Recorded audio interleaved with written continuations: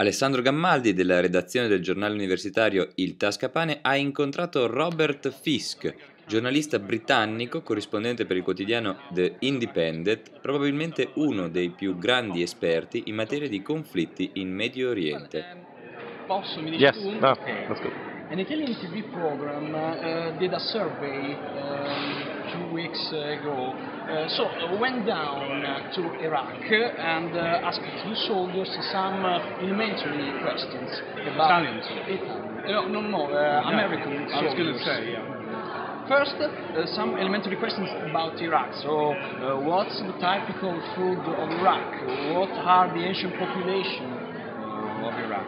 And about their personal ambition, their personal aspiration. Mm-hmm. In both cases, the soldiers couldn't answer. So I asked you, do we know Middle East, its culture? Do we know also ourselves? Well, first of all, I didn't see this report. I know nothing about it. Let's start off talking about American soldiers. I've never been embedded, I don't like that word, but I do talk to Americans, for example, in Afghanistan, and I did in Iraq. And some of them are pretty, they know what's going on, especially the junior officers. You know, when I spoke last night, I quoted, did you come to my talk last night? Yeah. But remember the officer I quoted?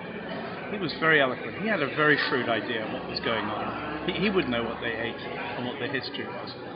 But do we know? Well, the real question is not what we know, is do we care?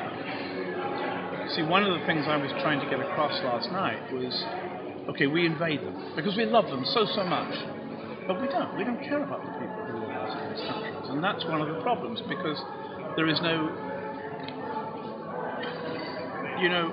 it's a lot of work to learn about other countries.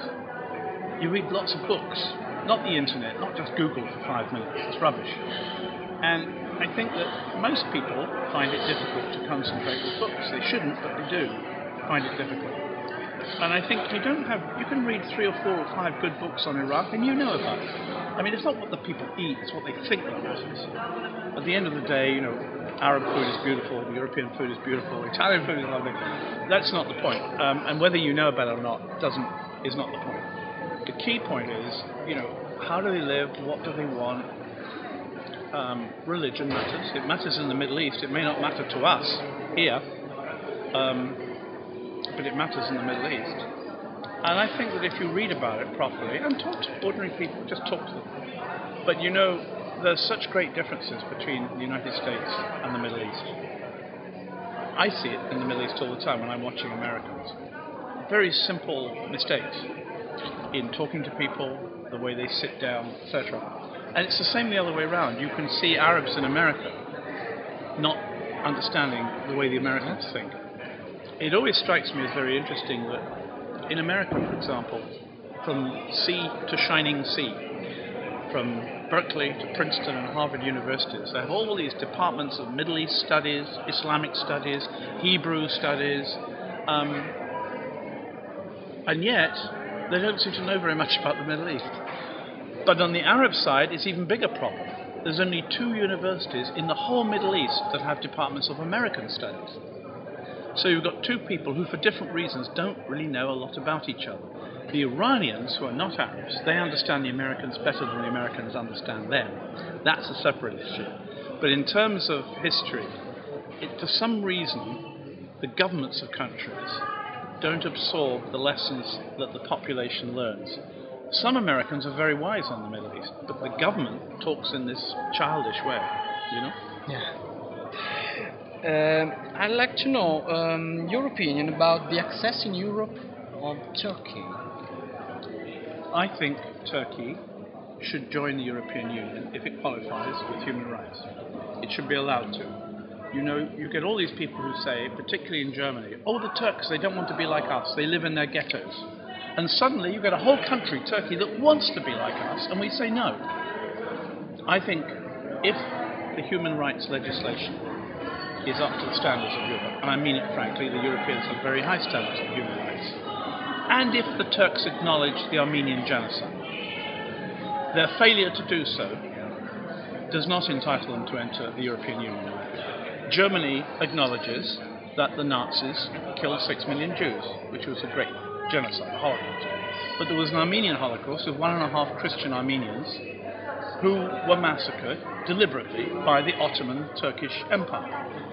The Turks have to say this was a fact of history. That's all. They're not going to be able to make restitution. The Armenians are not going to go back to Turkish Armenia. But as long as they deny that history, I don't think they can be Europeans. At the end, just an advice for young journalists and students such as us, I thought this would come. who wants to do service but they haven't got financial sources. Look, I think students who want to be journalists at the moment have a very big problem because newspapers are losing money. Mine is. The internet is sucking people away. Now, in America, for example, my paper has a huge number of readers who read me, but they don't pay anything. No. That doesn't pay my next airfare from Beirut to Cairo. So when foreign correspondents have a problem, students have a bigger problem, where do you start? I don't think newspapers are going to fade away. I think if newspapers were more serious, they'd sell more copies. But of course, the temptation is to get more and more lightweight, less and less serious, and think you can sell them. It doesn't actually work very well. But there you go. I don't know. I mean, I've just been talking to a student who asked me the same question. And I said, do a PhD, do a history degree, spend another 2 or 3 years if you can in university. Maybe the situation is better then. But at the moment, I said last night, at least your newspapers here are better than American papers. That is not saying a lot, but it's true. European papers, by and large, Le Monde, Libération in France, are much better than the American press. I think my paper, The Independent, and The Guardian in Britain.